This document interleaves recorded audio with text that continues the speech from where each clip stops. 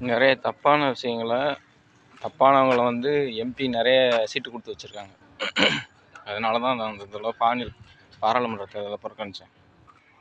இதே நிலைமை மாநில அரசியலையும் நடக்கும்னாக்க வரப்போகிற 2026 சட்டமன்ற தேர்தலையும் ஓட்டு போடாமல் புறக்கணிப்பேன். ஓட்டு போடுறது ஏன் உரிமை, என்னுடைய தனி விருப்பம். அதை வந்து நீ ஓட்டு போட்டே ஆகணும்னு சொல்கிறதுக்கு இங்கே வந்து ரூல்ஸ் கிடையாது, யாருக்கும் ரைட்ஸ் கிடையாது. நாட்டை நீங்கள் ஆட்சி செய்கிறவங்களா இருக்கலாம். ஆனால் காலங்காலமாக நாங்கள் வாழ்ந்துக்கிட்டு வர பூர்வீக குடிமக்கள், எனக்கு இந்த நாட்டில் எல்லா உரிமையும் இருக்குது, எல்லா சுதந்திரமும் இருக்குது.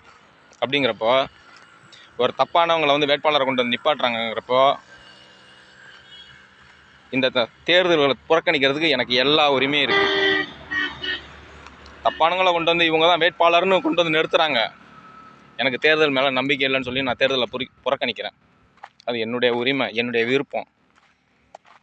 என்னுடைய வாழ்வாதாரத்தை பற்றி மக்கள் இவங்களுக்கு கவலை